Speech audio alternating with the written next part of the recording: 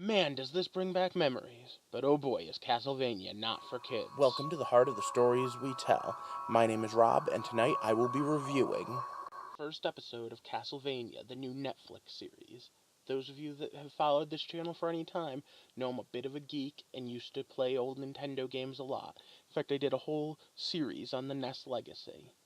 This series, though, opens up in a pretty dark place, and at least as of the first episode, the only one I've seen as of this recording, seems to be following something similar to Symphony of the Night, or possibly Simon's Quest. Either way, the castle is exactly the way I remember it from the video games. In fact, I would guess that they took it directly from it.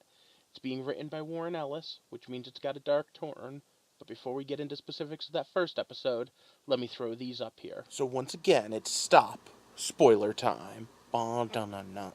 And on top of that, this has all the trigger warnings. Seriously, this is dark, macabre, and brutal. Don't watch it unless you're okay with all sorts of bad things. The first episode pretty much just sets up who Dracula is and why he's so pissy. And before anyone gets the mistake that I'm on his side considering the bullshit he pulls, I do want to just say, though, if your wife was killed, I mean, we see a lot of things happen where when someone's family member are killed, they become pretty antagonistic and pretty awful people. Now, the original game didn't have much of a backstory. As you can see here, this is pretty much just a playthrough of the original game. It's pretty much just go fight some things, go do some things.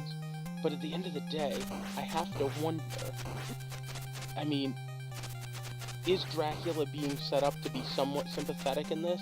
Obviously Alucard is, even though we only get a slight moment with him barely visible, and to be honest, I don't think they even say his name. So, we are introduced to Dracula via his wife coming to find him and saying, hey, you know science. I want to learn science. And he's like, oh, maybe I could, sleep with you. And she's like, no, try again.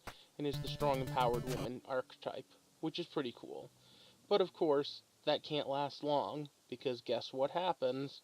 She gets burned at the stake for being a heretic.